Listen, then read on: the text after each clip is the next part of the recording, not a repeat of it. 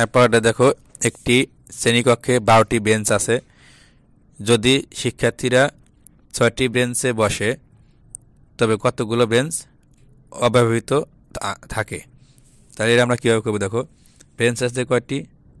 12টি। বসেছে কয়টি বেঞ্চে? 6টি। তাহলে আমাদের বিয়োগ করতে হবে। 6টি বেঞ্চে বসে, তাহলে আর বাকি বেঞ্চে বসে না যেহেতু, তাহলে আমরা লিখব বেঞ্চ আছে 12টি,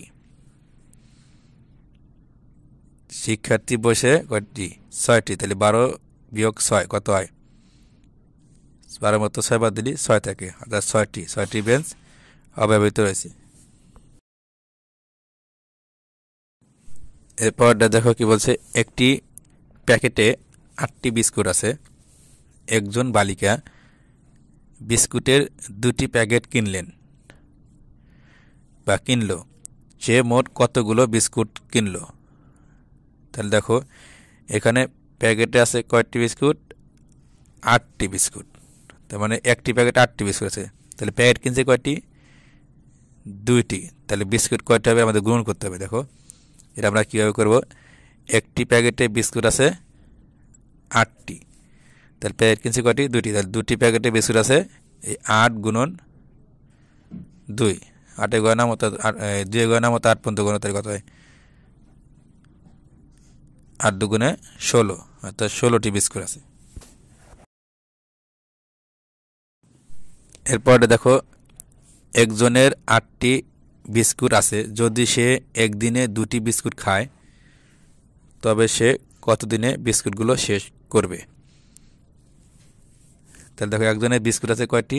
8টি। সে একদিনে কয়টি বিস্কুট খায়? 2টি। তাহলে এই 8টি বিস্কুট খেয়ে শেষ করতে কয়দিন লাগবে? এটা আমাদের বের করতে হবে।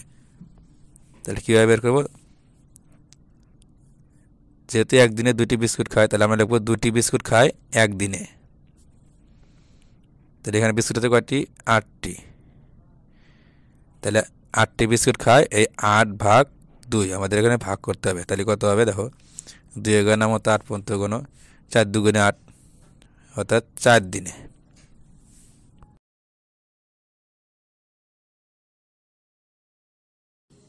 এখান থেকে কি আছে? গাণিতিক বাক্য 32 ভাগ 4।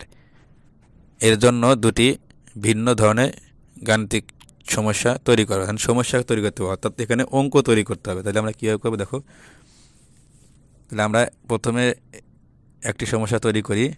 তাহলে আমরা লিখি 32টি আম আছে, যা 4 জনকে সমান ভাগে ভাগ করে দেওয়া হলো। প্রত্যেকে কয়টি করে আম পাবে? আর একটা লিখি, 32টি খাতা 4 জনকে সমানভাবে ভাগ করে দেওয়া হলো। প্রত্যেকজন কয়টি করে খাতা পাবে? প্রিয় ভিউয়ার্স, দ্বিতীয় শ্রেণীর অঙ্ক বিষয়ে ধারাবাহিক ভিডিও পেতে আমাদের চ্যানেলটিকে সাবস্ক্রাইব করে রাখুন এবং আপনার মূল্যবান মতামত কমেন্টের মাধ্যমে জানিয়ে দিন। ধন্যবাদ।